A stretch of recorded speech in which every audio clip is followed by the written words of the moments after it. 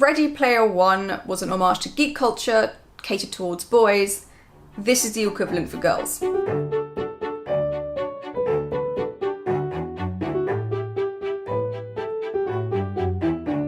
Geekerella by Ashley Poston is, as you may have guessed from the title, a modern version of Cinderella set in the world of geek culture and conventions.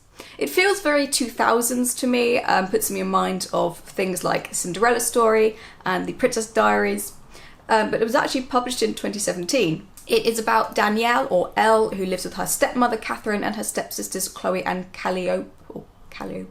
Elle is a fan of an old sci-fi show called Starfield, which lasted for 54 episodes, and many years later is finally getting a reboot in the form of a film. The story begins with the announcement of who has been cast to play the main lead, Federation Prince Carmindor. To Elle's dismay, the actor chosen is a teen heartthrob and star of a soap called Seaside Cove, Darian Freeman. Obviously, this isn't a very serious book. It's a frothy romance about a sci-fi convention, but with the genre and tone in mind, it is written quite decently.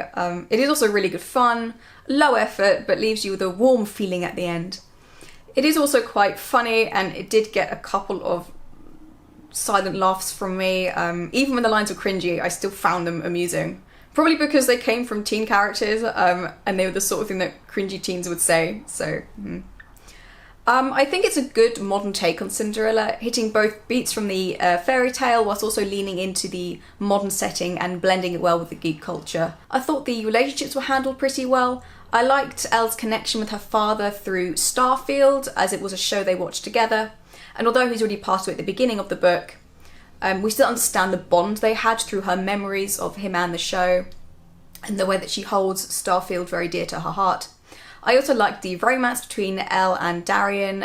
It's given time to develop, which is more common in more modern adaptations of Cinderella, but I think it was done particularly well in this one. I enjoyed the nuance of the characters. The good guys aren't perfect and are allowed to make mistakes, and the bad guys aren't all cut and dry evil. One stepsister is actually alright. She's complacent in Elle's mistreatment, but more out of fear than hatred, a bit like in one of my favourite adaptations of Cinderella, Ever After. The other stepsister is given a reason to dislike Elle, a little bit like my other favourite adaptation, Ella Enchanted. Even the stepmom feels more human and isn't necessarily evil. Granted, she's not as terrifying or memorable as Lady Tremaine from the animated Disney feature, but she's an interesting take on the archetype. I really loved how the ball gown was a cosplay costume, and the pumpkin carriage is a vegan food truck called the Magic Pumpkin. I just thought that was really fun, and I think it did actually introduce those Cinderella elements in quite an organic way, because the food truck is introduced very early in the story, like the first chapter, so it's not chucked in last minute, and you sort of know fairly early that the ball gown is going to be cosplay, and I just thought it was quite a clever way of introducing it. So the setting in Charleston felt very genuine, with its specific descriptions of one-way roads and things like that. This is coming from someone who has never been there, so I may be very wrong, but it felt real, so I think that commends a thumbs up or two. Finally, there is a dachshund called Franco, or Frank the Tank, and he's excellent.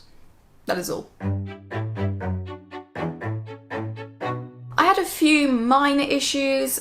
Firstly, a couple of characters felt a bit cartoonish. For example, Darian's ex-friend Brian and Darian's dad/manager, which is never a good idea, by the way, don't manage your kids.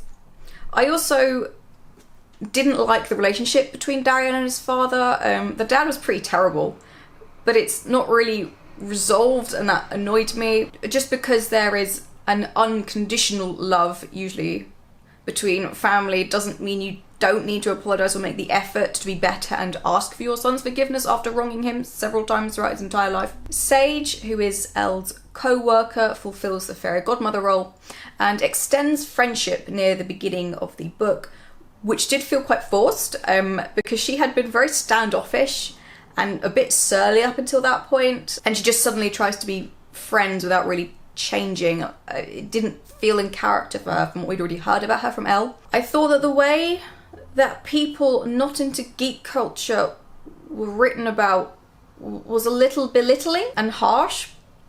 I understand it to an extent, as the book does feel like it was written for people who have themselves felt belittled by others for liking geeky things and cosplay and all that. But two wrongs don't make a right, essentially. Let's stop pushing one group down to lift another one up, okay? Let's all be friends. Let's just be nice to each other. And finally, a little detail that annoyed me. The house Elle and her step-family live in was her father's and was left to Elle after he died. But as she's a minor, she can't really claim it, so the stepmom is looking after it. But Catherine is also trying to sell it and wants to use the proceeds to buy a swish condo somewhere. Wouldn't that be illegal if it's technically Elle's? I mean, I'm no expert, I'm not a lawyer and all that. But I'm pretty sure Elle will be able to sue, but she never even tries. And doesn't even seem to think that there's an issue with that, which annoyed me. Especially because I'm pretty sure that was one of the plot points in the Cinderella story, with the diner and... I don't know. That just annoyed me. I kind of wanted her to rise up and be like, oh no, you can't sell this house, it's mine. Never mind. All in all, this is a fun and light-hearted read, and actually a pretty decent romance. It's obviously not serious literature, but things don't need to be serious or highbrow to be enjoyable. So if it sounds like the sort of thing you'd be interested in, definitely check it out. And she's written a few other sort of fairy tale adaptations, I think, Ashley Poston, so it might be worth looking into other work as well, if it sounds like your sort of thing. That's it for this review. Next week I'm looking at another romance, or, frothy chick lit, but not as good. So that'll be fun. Ciao for now. Oh, it rhymed.